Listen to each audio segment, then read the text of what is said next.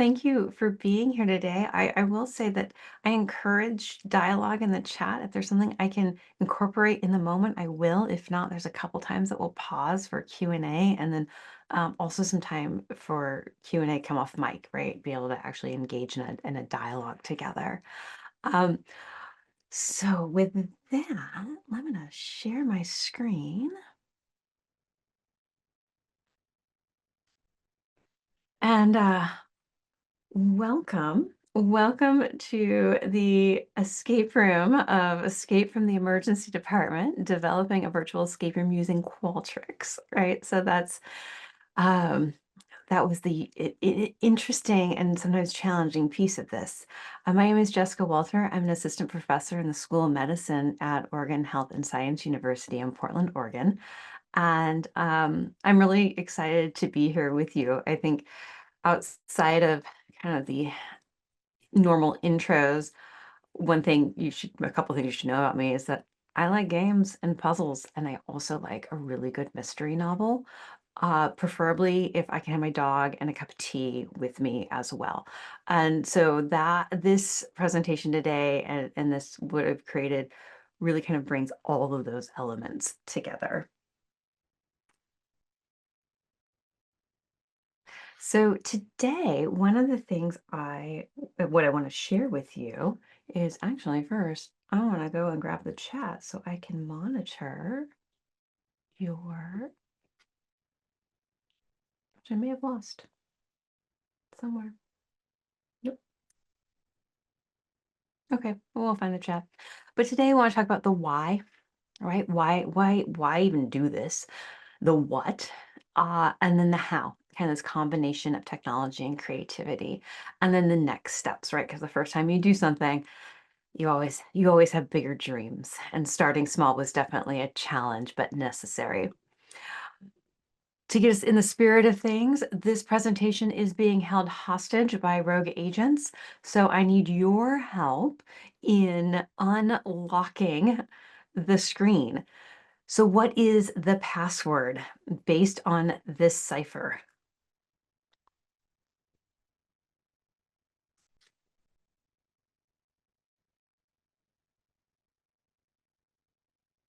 You can put it in the chat. Also recommend you're welcome to come off mute and be brave and say it out loud.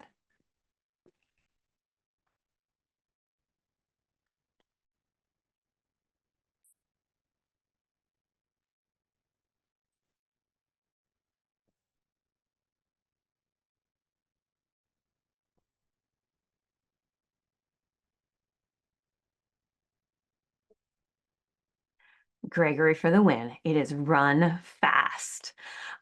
This is simply taking the word run fast and changing the font from a normal font that we usually use to the Illuminati font, also known as a pigpen font or cipher. And so it was really, really easy to do and kind of a fun thing. So welcome to getting in the spirit of gameplay. The challenge I had, so what was the problem I was trying to solve? I had found this really solid case study, and actually it was in a textbook that we had adopted. I'm like, this is great. And I had our learners do it. Now, our learners are mid-career professionals in the health profession, so they come from a wide range of backgrounds, clinical, administrative, management, program management, people management, et cetera. And our courses are 100% virtual. Of that, 80% is asynchronous. And so when I gave them this case study, what I found was that there's really this limited opportunity for course correction and practice. The early errors that they made just compounded through the case and really sent them down some wrong trails, which impacted the learning in many ways. And so I thought, well, how can we do this better? And again, I talked about the system, right? So we're online and we're asynchronous for the most part. I also had a technology challenge. Our organization is incredibly conservative when it comes to what technology we can use. And so Qualtrics was really the only approved option, especially if I wanted to be able to use this as a graded assignment. And I have to say, I want to thank this conference last year for actually unlocking my thinking about Qualtrics, because I had been puzzling over this for over a year. And when I attended the negotiations, how to do the negotiations workshop in Qualtrics, it was just like, oh, now I have a whole new way to think about this and how I can take these ideas and apply them to something relatively different. And that's one of my hopes for you too, is that you walk away with some different things that you can adopt in your teaching. So that was kind of the challenge. As I mentioned, I already like kind of games and play and playfulness, but why a serious game format? Well, we know from the literature that when they can be effective when they're well designed and aligned with the outcomes. So those are two really important things. They can foster critical thinking, reduce the risk of failure, and provide that immersive goal-oriented experiences. Considering that this escape room was math-based and there's so much math anxiety in individuals, even like mid-career professionals, that reducing the risk of failure and helping them start to think critically was important to me. Then as I started looking into this more and thinking about escape rooms in particular, I found a couple articles, and this one really stood out to me because they did an escape room both in person, and then next year the pandemic happened, so they had to go virtual. And it compared the experiences of the online and virtual. Now they're virtual with synchronous experiences. And that really helped me think about how I wanted to do this. But it also showed me that it is possible, right? And that it can be successful. And then lastly, a colleague is, I was talking to my colleagues about this. One of the faculty in the School of Nursing said, oh my gosh, a colleague of mine just presented on using case studies and using branching logic to increase learner engagement in nursing case studies. I'm like, oh, well, this is so interesting. Like all of this is starting to point towards, yes, there's a solid foundation for doing this. And if you were in Andrea's session just a little bit ago about silly kids, games are also for adults, she dives into kind of some more of the theory behind this. So I'd encourage you to go back and rewatch that or take a look at her slides. Now with that, and this was kind of surprising to me, not everyone likes games. So I wanted to create this a realistic environment for the students. In this case, they were an administrative fellow who had been tasked to solve a really important problem for the hospital. And doing well could be a boon to their career, right? If they were successful in this, it could lead to, a job offer after the fellowship was complete. And the problems themselves and what they do are rooted all within that context. I didn't want it to be a game for game's sake in this case. Now, what if somebody said, I really don't like games and I don't want to do this escape room? That's fine. This was based in an actual, like a traditional case study. They could easily do that if they wanted to.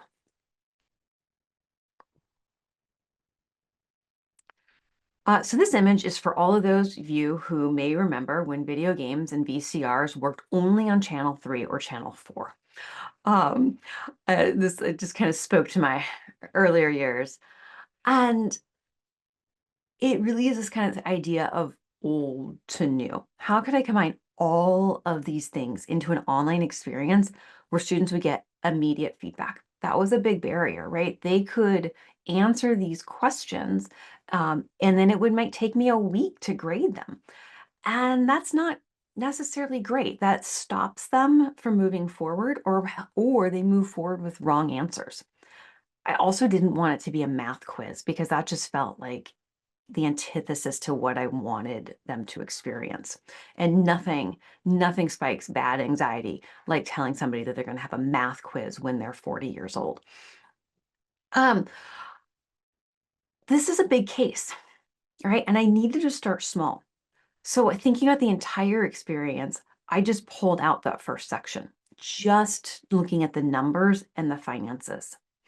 And I also was under no illusion that this would be easy. So I needed it to be manageable, something that I could actually roll out in a timely manner and I could test, right? What could I pilot? So I went back and I actually looked at the prior cohort, right? I gave this case study to a prior cohort to see what I could learn. And so the math was the area they struggled, and so that's where I focused.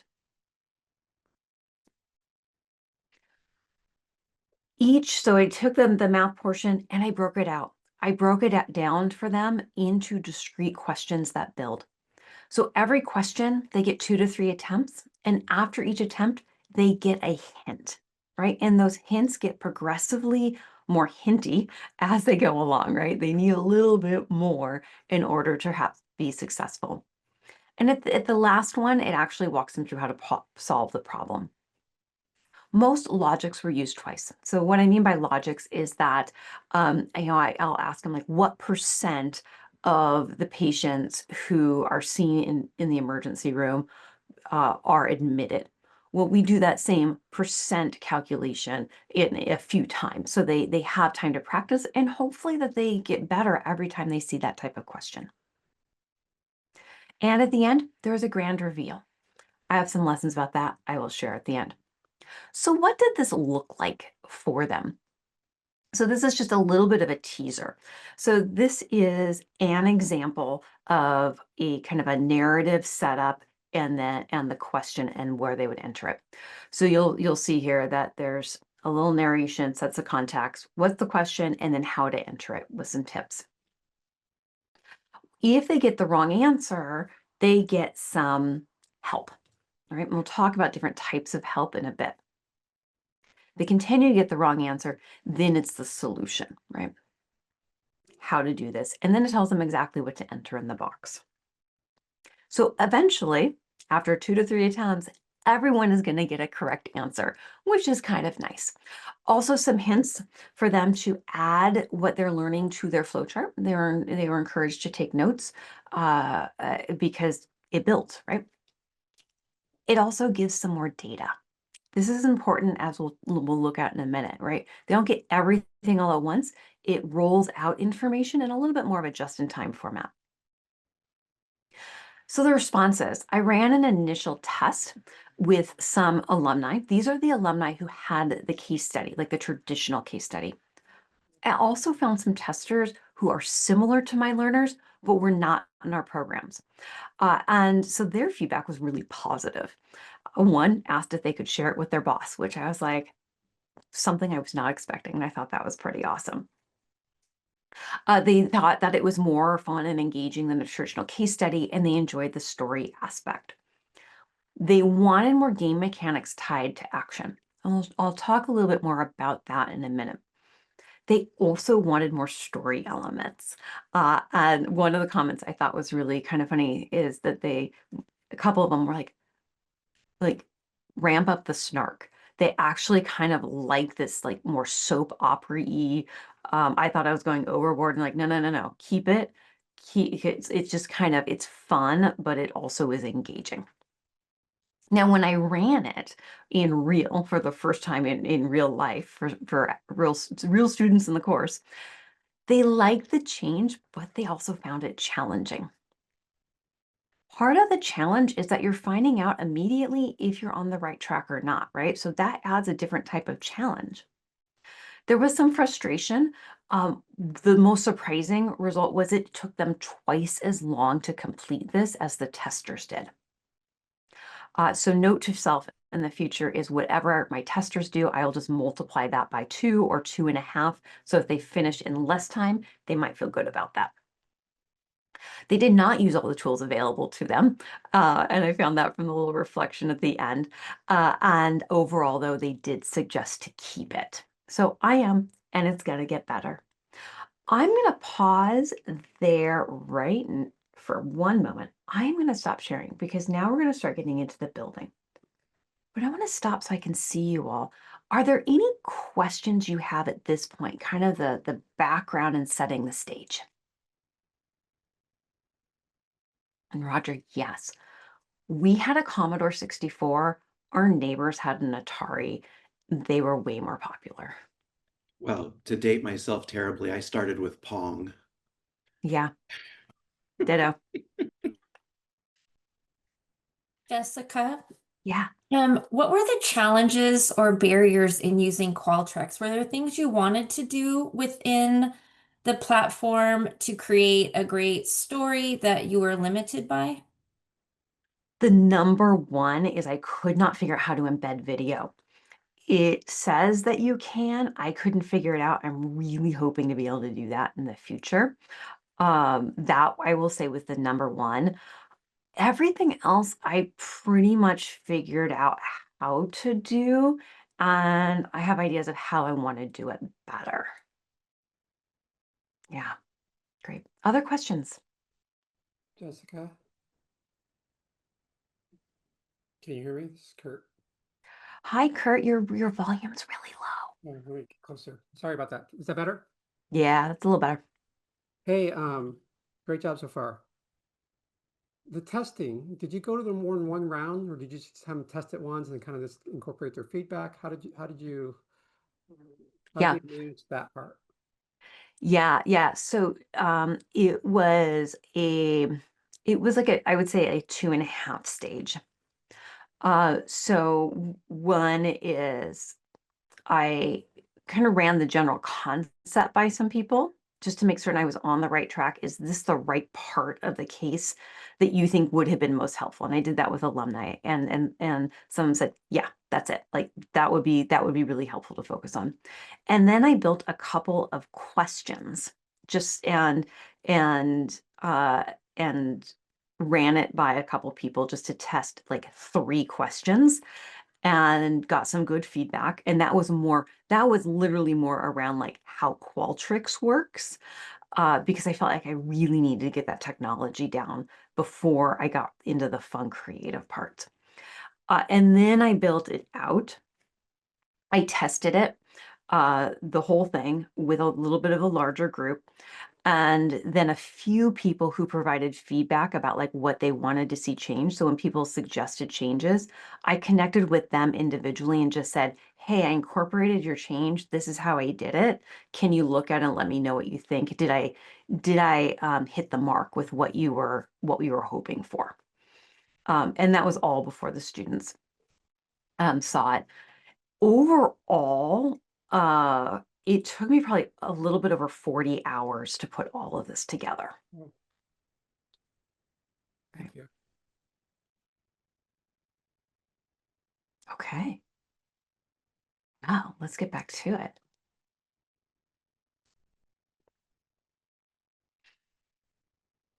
Okay, so let's build. And we're going to build in 5 maybe easy steps. Create the arc, craft the problems and feedback, assign the game mechanics, build the Qualtrics mechanics, and then the storyline and images. But I want to warn you, it's not as sequential. So I'm going to present it sequentially here. I think what you'll find is that you're going to go back and forth a few times. But for me, these were the 5 parts I found to be kind of the different phases and things I needed to pay attention to. So the arc, right? On the left-hand side, we have kind of that traditional case study, and on the right is more of this escape room. Part of this ties into the importance of connecting the gameplay to the learning outcomes, right? Why are we doing this? In this case, it was solving the problem of the patients who were leaving the ED without being seen. We know that is not good for patient outcomes and community health. The CFO was also involved in this, and it is also not good for hospital finances. So there was an emotional hook into this case. Now, you could say that emotional hook was there in the traditional case, but it's just kind of presented as text, and here's the problem, and here's the question, and go solve it. It lacks some of those elements of like the community outcomes and what it means. So the traditional case is fine, right? I built it on a traditional case. What I found is that there's just too much information for them in the case. They didn't know where to start. It lacked a bit of that context and that nuance. In the escape room, the student becomes an active character. It is happening in real time, right? So they're getting information. They have a problem to solve right now. And they have a role and responsibilities. The other characters also start to develop, and they have personalities and they have motivations. There's a reason to solve it, and it also unfolds. So in that example I gave where it says, here's a little bit more information, right? That wouldn't get lost in 3 pages of data with the initial case. It just starts to come out. You take some notes, and you're going to use it probably pretty fast. Now, I chose an escape room, but does it have to be? Absolutely not. I think you could use all of these ideas and use it for a treasure hunt or a virtual geocaching or pick a path, right? So there are different ways you can use these same concepts without it being an escape room. So also with the ARC, really important to introduce that story. So in our LMS, there was an introduction to the case. I was the CEO in this I was kind of a jerk. And when I'm a jerk CEO, apparently I have a slight Southern accent. That was another surprise. And then they click on the handle, right? They click on the doorknob actually to get into the case itself. So that's part 1. Part 2, crafting problems and feedback. You have to figure out the discrete questions. And that was really interesting in the original case is people didn't even know how to think about the data. So I ended up actually going through the whole case, right? Going through the case point by point, documenting it all on paper, handwritten with a true calculator. And that became the basis of how I wanted to start breaking down the case. I looked for common errors to inform my feedback to them. I got the common errors by noting like, oh, what might I do in this case that might not be right? But I also went back and I looked at the errors from the previous cohort. Where did they go wrong? And that was a really rich source of data. If you don't have that, I just ask some people and you're going to get some common errors. We're going to test that in a minute. Next time around, though, I do want to add a practice round because despite instructions, people had a real hard time entering text correctly. So these are questions. These are examples of questions. You know, how many patients leave the ED, percentage admitted to the hospital. They get then progressively more complex. So what's the annual profit generated? And this last one, I had a couple narrative blocks where I gave them the wrong answer. You know, as the administrative fellow, you know, were asleep in the middle of the night, you had this wonderful idea, you wrote it down, and you know, here was the idea. You wrote it down in the morning, you looked at it and you thought, oh, that's actually not right. What was wrong? This did not self-score, but they did immediately get the correct answer into what the error was. So feedback. When you think about feedback, remember this is one of the perks. There's common errors, and then there are just general hints, and then the solution. So let's see how you all do. This is your test.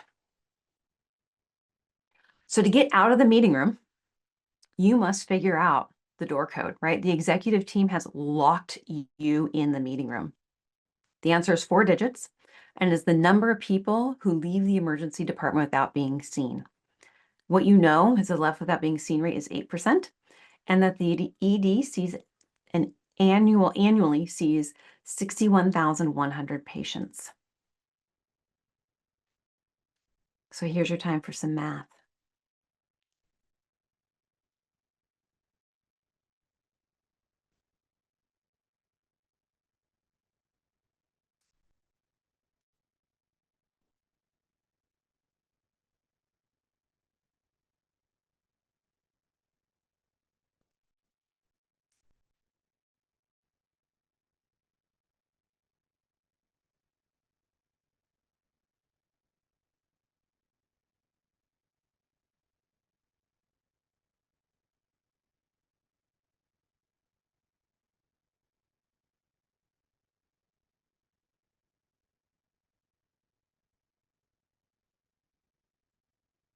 Okay, so questions in the chat. I'm going to go and I'm going to cross my fingers that the Mentimeter is working.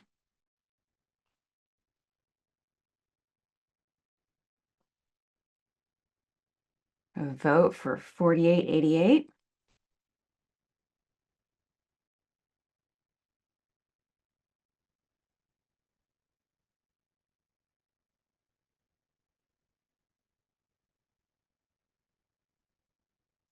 Give you another 30 seconds.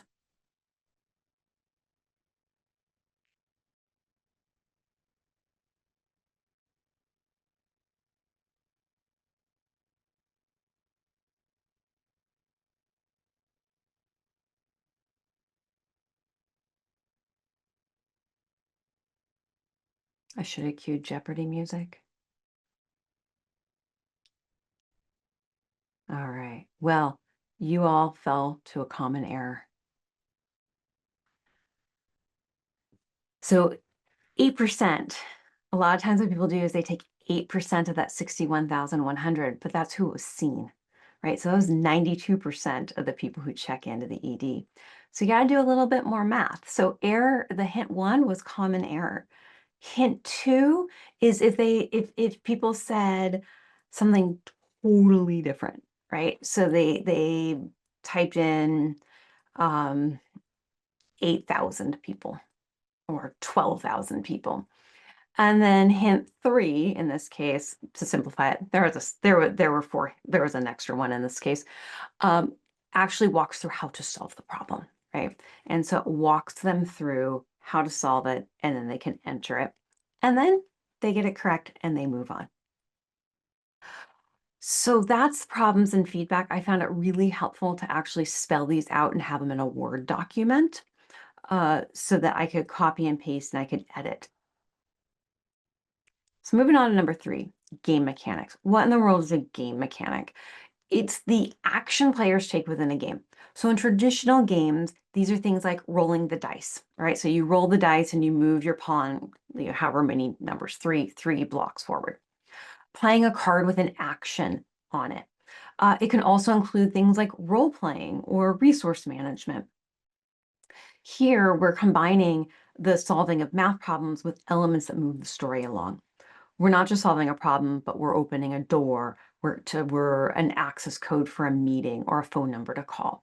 So while the cipher we did at the beginning is an example of mechanic, I wouldn't use it in this game particularly because it doesn't necessarily, it's not something they would do in their role as an administrative fellow.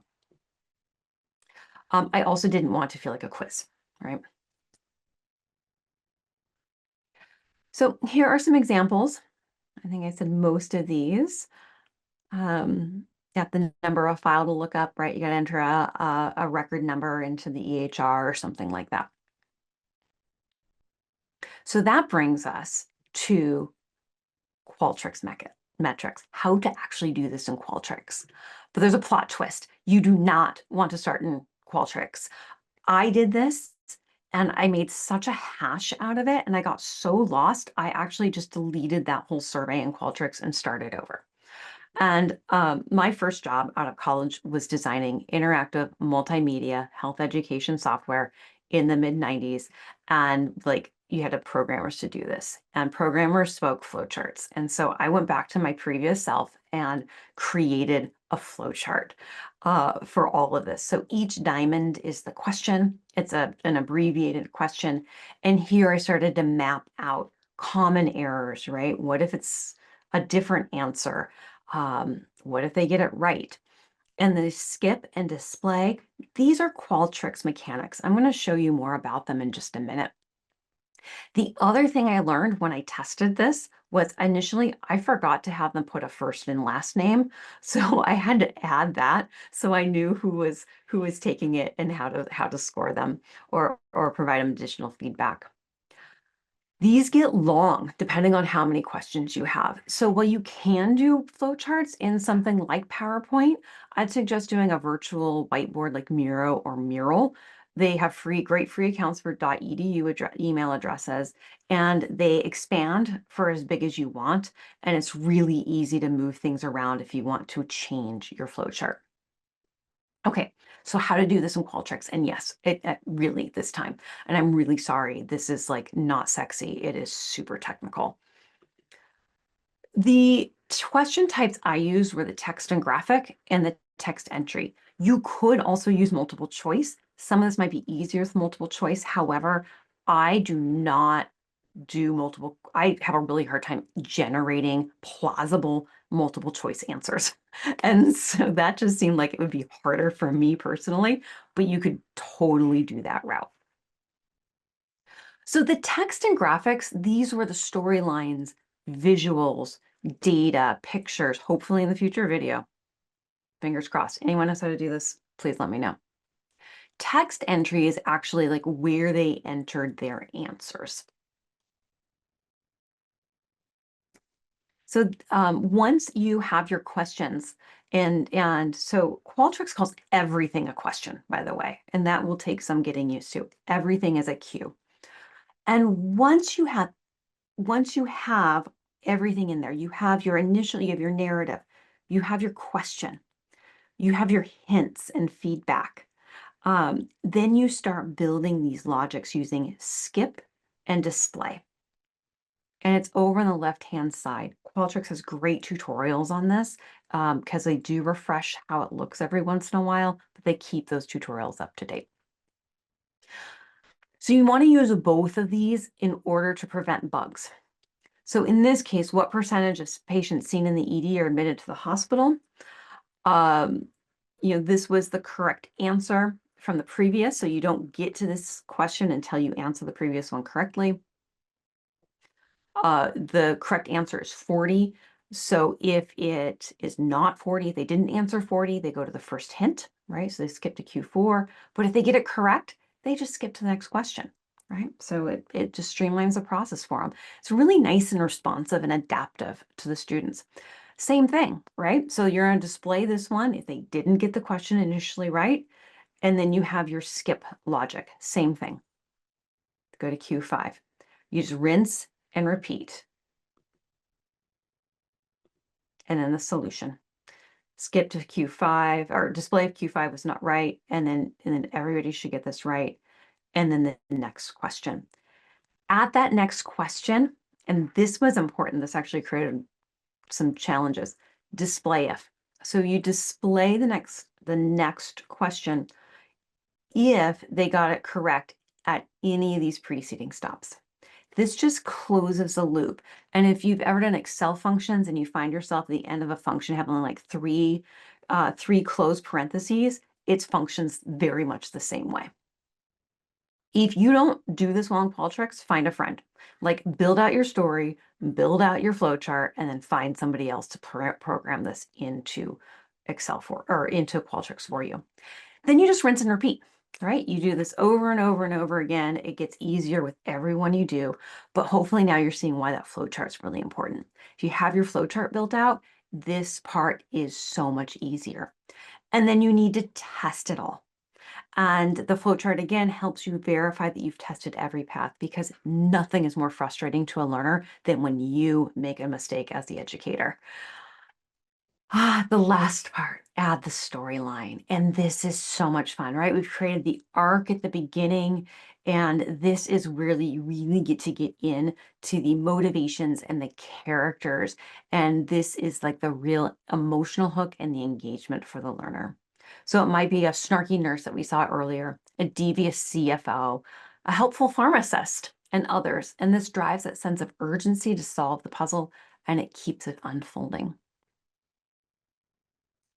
Don't forget the reveal at the end. So at the end of every Agatha Christie novel, right? Like Hercule Poirot is one of her main protagonists, right? Brings everybody together into the manor house and says, let me walk you through this whole case and walk you through the red herrings.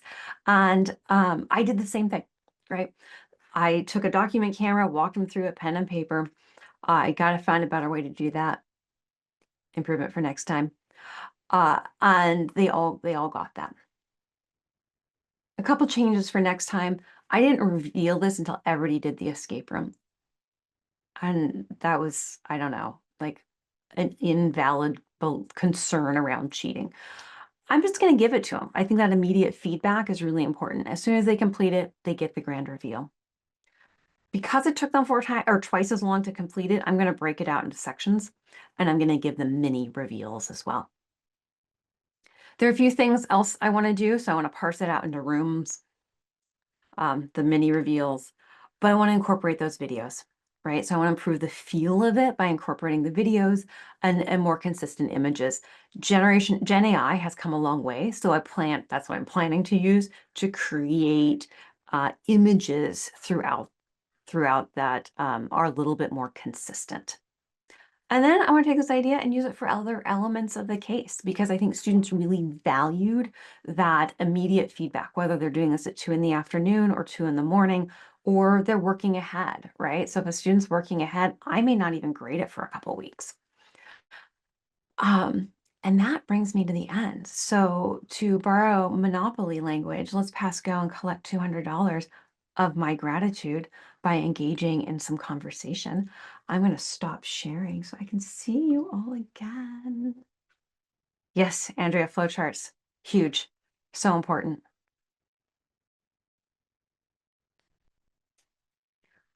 What questions do you have? What thoughts do you have? How might you use this or elements of it?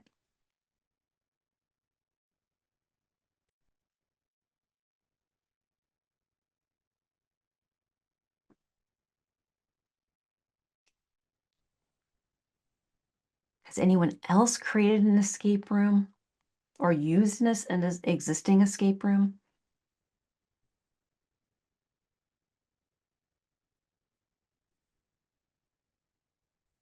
Yeah, Scott, it's all in Qualtrics.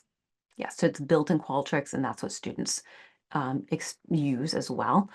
They're not seeing behind the scenes. So for them, they're just seeing like a little, picture, some narrative and the question, and then entering it. So they're just seeing parts of it at a time. So again, it's not super overwhelming like that multi-page case study. Yeah.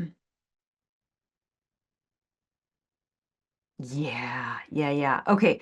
Who do you think your champions will be, Elizabeth? Who do you need or who do you have as your champions? Feel free to come off mute.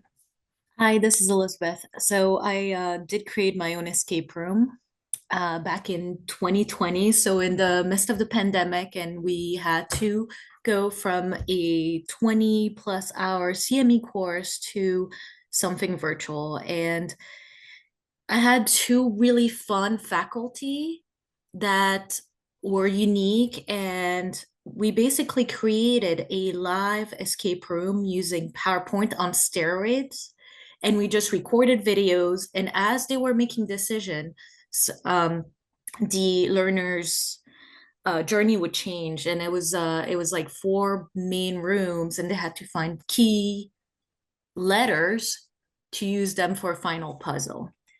And I wouldn't have been able to do it if these 2 people didn't run with it, and they showed up and they were like, we're gonna do a Indiana Jones themed story. And it was awesome. It was awesome. I loved it. Oh, that's great. Yeah, PowerPoint can be really powerful. I've used Twine to do some pick a path options. But that's, again, didn't work for this situation, but works for others. So yeah, get creative about your technology for what you want to do with it. PowerPoint does allow you to embed, like you can actually click on an image in PowerPoint and hyperlink between slides or to websites. And that can be a really fun thing too. Let's see, the length of the case translates to time in the escape room. I think there's a correlation there. I can't tell you exactly what it is yet, so I can't say, so many questions equals so much time. I think it probably depends on the type of questions you're asking, but that is something that I want to track. That's another beautiful thing about Qualtrics, is it tells you how much time it takes somebody, but they could have walked away. So it's an imperfect measure, but it is at least a measure.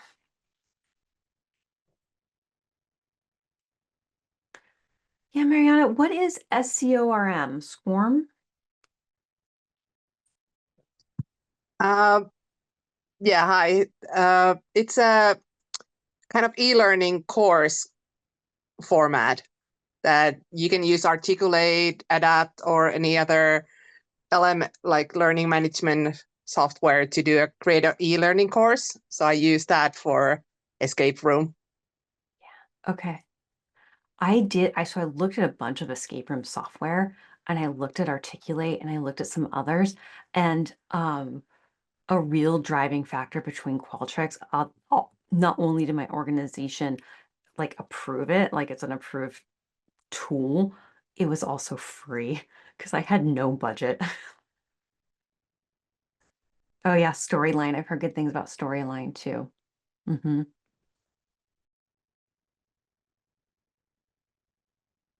Oh, thanks, Roger. I was curious, in terms of those of us who are less creative, any suggestions for creating the story arc that, the less novelistic of us, is it, bouncing ideas off of ChatGPT? Is it brainstorming with your group? Is it finding the SMEs and working with them? Yeah. I think that finding SMEs is really important for the content and the technical building. So those are two different types of subject matter experts. But then when it comes to building that engaging story, there I would partner with people who are creative. Maybe they aren't subject matter experts. And I think I did partner with Francesca. She is my chat GPT.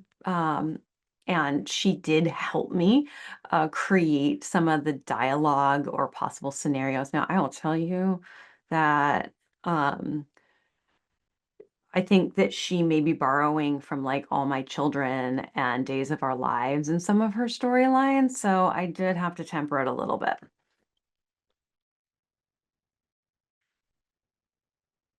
Yeah, Emmy, great question about which other ones. I looked at the ones that I looked at, and I can't even tell you the names right now because it's been like probably 18 months I started looking at them.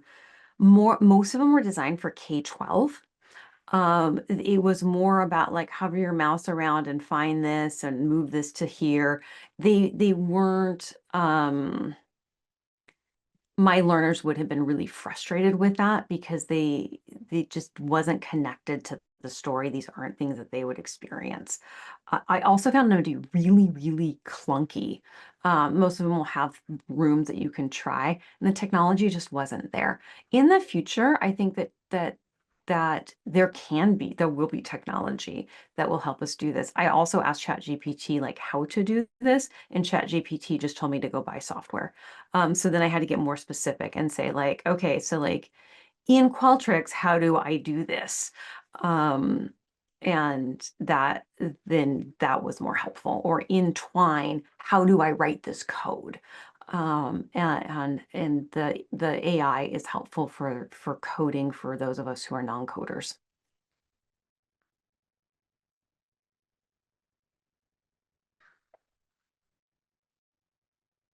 Yeah. Mm-hmm. Me too. So I mean, let's stay in touch and see if we between the two of us we find other things.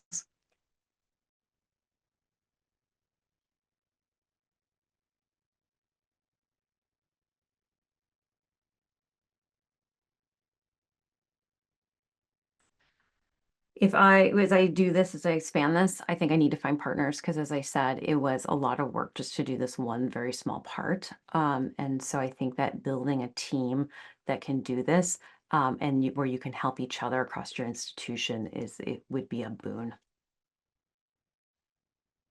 What surprised you in what I shared today? What were you not expecting to hear, or kind of put a little, turn a little light bulb on in your mind?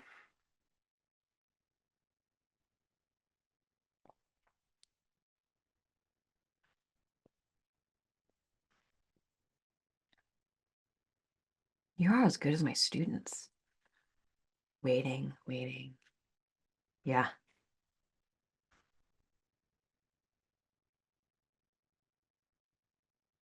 Yeah, so many of us have access to Qualtrics, and it just is,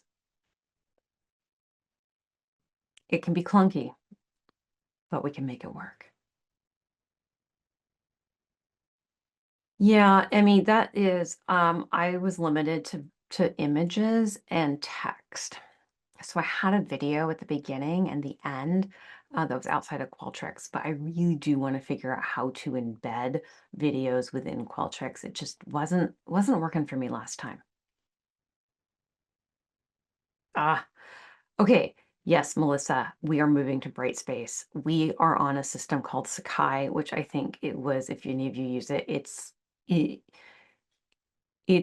well, I won't say quite Atari era. It might be like some of the original Nintendo era operation, like the operationality of it.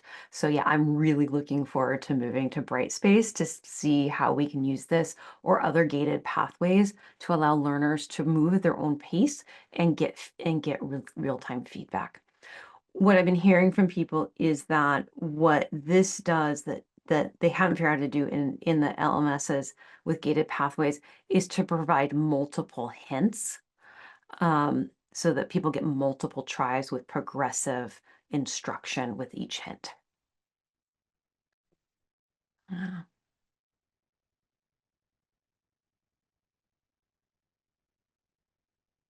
all right, wonderful. Well, thank you everyone for being here. I know if you are on the West Coast, I'm like, this is like between you and eating lunch. So please go take care of yourselves, feed your belly, make yourself comfortable, go take a walk.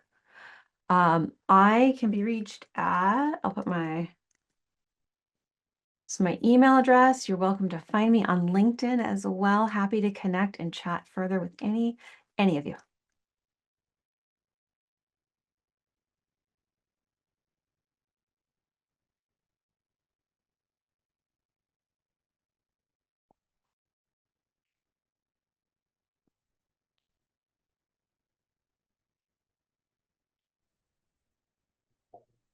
I'm curious, Jessica, the sort of the impetus behind this. You're a professor at the,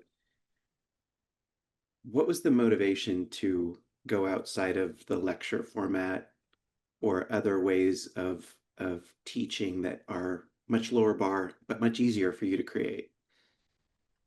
I mean, my alternative was like a quiz, which I didn't want to do, because it didn't feel good.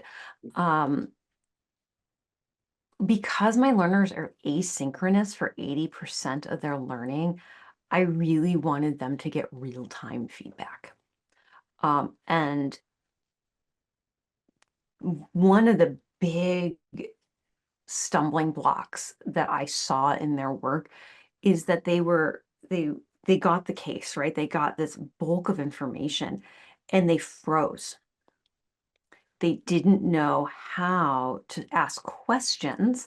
So it was like, here's all the information, and then you need to figure out what the downstream impact is for patients and finances. And those are numerical. And they didn't know how to answer those questions. And so they needed it broken down a little bit more into elements that then they could start putting together. My hope, okay, so this is like ideal state, is that I would have an opportunity to have them run through this in the decision-making course, and then in the strategy course, have a separate but similar case,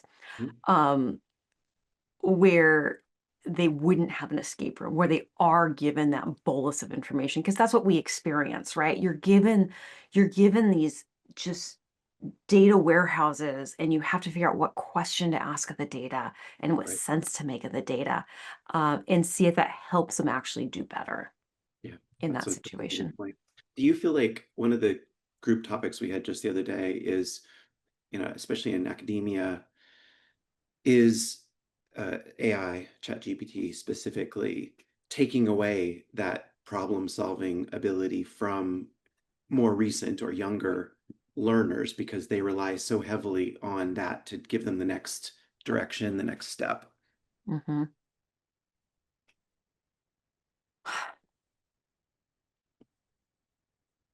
Yes. I don't know what to do about that right now. No, I don't know that there. I Um, don't know that there is an answer. I think. yeah.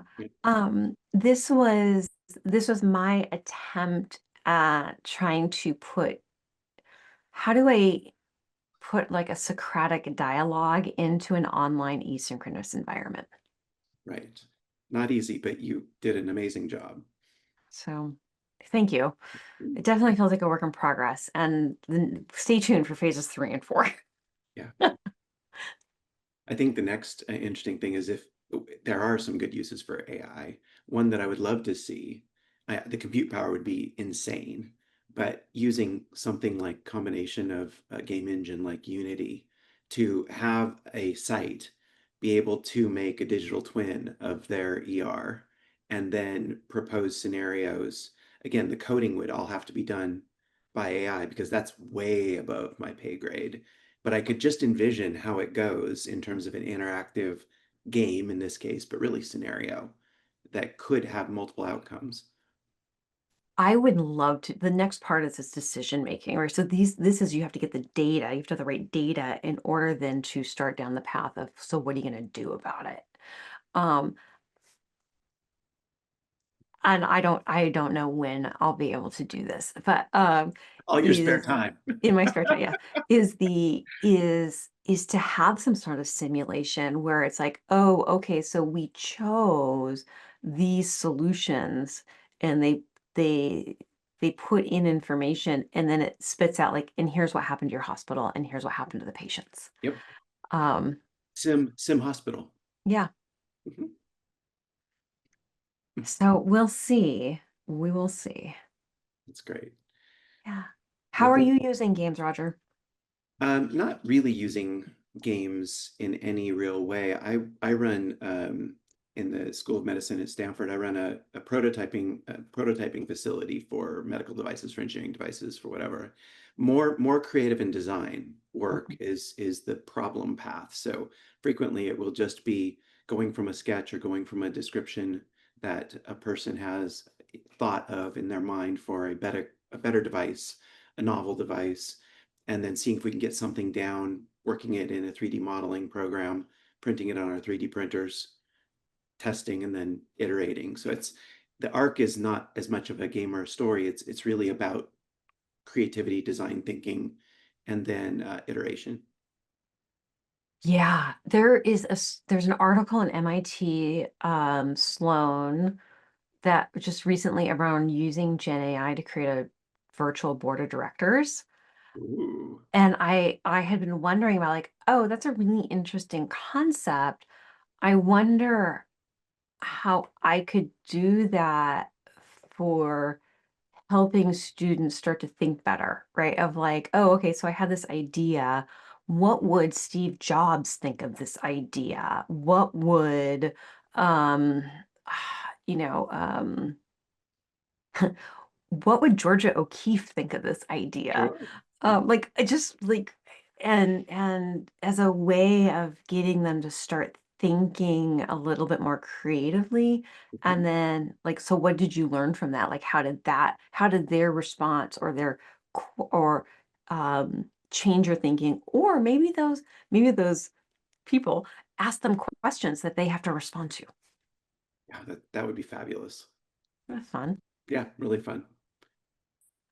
Watch out, because your board of directors of administrators, doctors, physicians, whatever, would be, who knows what would come out.